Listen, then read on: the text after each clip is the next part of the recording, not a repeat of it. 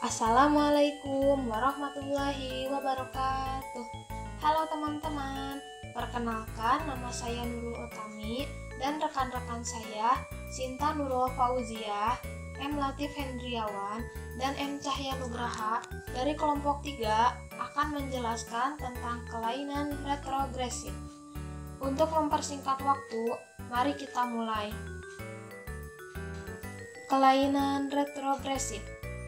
Kelainan retrogresif adalah proses kemunduran atau degeneratif atau kembali ke arah yang kurang kompleks dari sebuah jaringan atau organ yang sebelumnya telah tumbuh mencapai batas normal.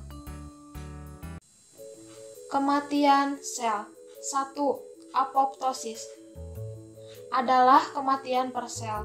Membran sel yang mengalami apoptosis akan mengalami penonjolan-penonjolan keluar tanpa disertai hilangnya integritas membran. Berikut adalah contoh gambar dari apoptosis. Nekrosis adalah kematian sel atau cellular death. Cellular death dapat mengenai seluruh tubuh atau somatic death atau kematian umum dan dapat pula setempat. Berikut adalah contoh gambar dari nekrosis. Kelainan retrogresif. 1. Atrofi. Berikut adalah contoh gambar dari atrofi.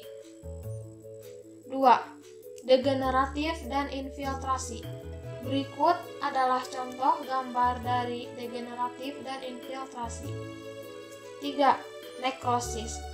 Berikut adalah contoh gambar dari nekrosis. Dan yang terakhir, keempat, ada apoptosis. Berikut adalah contoh gambar dari apoptosis. Hipertrofi adalah peningkatan ukuran sel, dan perubahan ini meningkatkan ukuran alat tubuh, ukuran sel jaringan, atau organ yang menjadi lebih besar dari ukuran normalnya, bersifat fisiologik dan patologik, umum atau lokal. Berikut adalah contoh gambar dari hipertrofi. Hiperplasia adalah peristiwa meningkatnya jumlah sel yang terjadi pada organ tertentu akibat peningkatan proses mitosis. Berikut adalah contoh gambar dari hiperplasia. Metaplasia adalah perubahan jenis sel yang beradaptasi sebagai respon terhadap cedera atau iritasi kontinu yang timbul pada peradangan pada jaringan kronik. Berikut adalah contoh gambar dari metaplasia.